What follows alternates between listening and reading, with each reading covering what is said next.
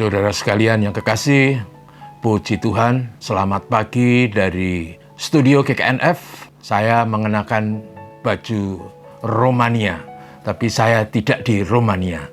Dan saudaraku, izinkan saya menyampaikan renungan pendek pagi hari ini yang saya beri judul Yerusalem, kota yang kontras dengan namanya. Teksnya diambil dari Injil Matius pasal 16 ayat 21. Sejak waktu itu, Yesus mulai menyatakan kepada murid-muridnya bahwa ia harus pergi ke Yerusalem dan menanggung banyak penderitaan dari pihak tua-tua, imam-imam kepala, dan ahli-ahli Taurat, lalu dibunuh, dan pada hari yang ketiga dibangkitkan. Saudara kasih, demikian pembacaan firman Tuhan. Saudara-saudara, Yerusalem adalah kota yang sangat terkenal. Kota yang bahkan di saat ini menjadi perbincangan dan menjadi tempat kekerasan, perebutan kekuasaan yang terjadi.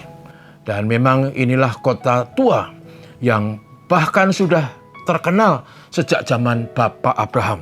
Kalau kita perhatikan di dalam kitab Kejadian pasal 14 ayat 18, kota itu disebut Salem. Yang kemudian kota itu berubah atau berkembang menjadi namanya Yerusalem. Saya coba mencari makna. Ada yang mengatakan bahwa kota itu berarti, Yerusalem itu berarti dasar perdamaian. Kota damai, makanya ada kata Salem, Shalom. Dan itu menjadi kota yang luar biasa. Dan kemudian menjadi kota yang sangat populer, menjadi ibu kota negara pada zaman Raja Daud, kurang lebih 1000 tahun sebelum Masehi. Kota itu terletak di punggung Bukit Yehuda, kira-kira 50 km jaraknya dari Laut Tengah.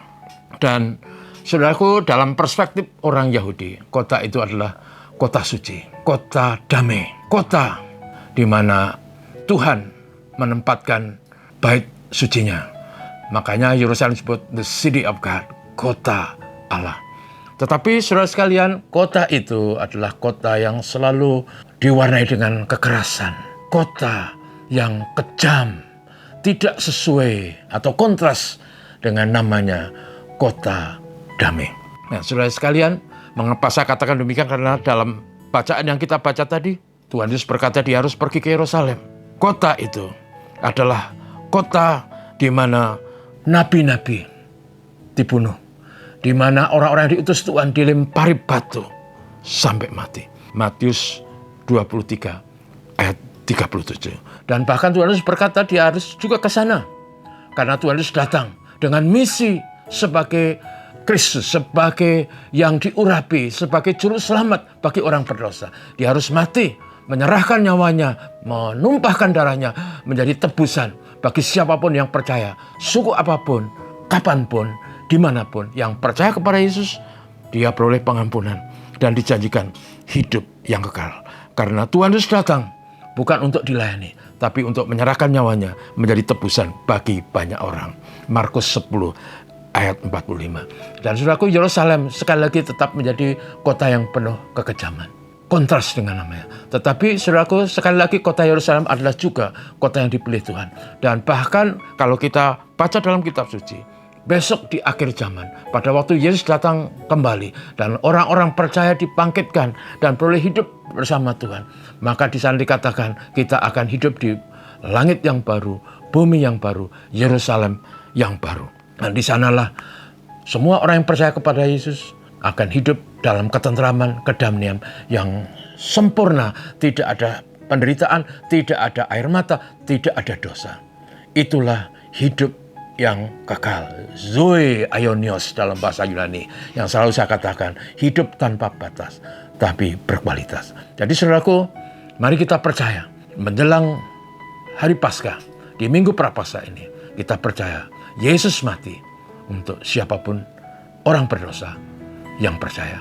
Karena itu mari kita dengan segala kesungguhan menjelang Paskah mengimani Yesus sebagai Tuhan Juru Selamat kita. Supaya besok kita bisa beroleh bagian di Yerusalem baru dalam keabadian. Amin. Mari kita berdoa. Bapa, kami bersyukur kepadamu. Terima kasih karena hari ini kami diingatkan tentang kota Yerusalem yang sangat spektakuler, terkenal, tapi juga sangat kejam. Dan kami bersyukur karena di sana Yesus telah mati, mencurahkan nyawanya, menjadi tebusan bagi banyak orang. Tapi juga pada hari yang ketiga bangkit kembali. Dan dia hidup dan dia besok akan bersama-sama dengan umat percaya hidup dalam keabadian di Yerusalem baru. Tuhan memberkati kami dalam kehidupan kami supaya kami hidup benar dan berkenan kepadamu. Terpujilah namamu, ini doa kami. Bapa Surgawi, haleluya, amin. Selamat pagi.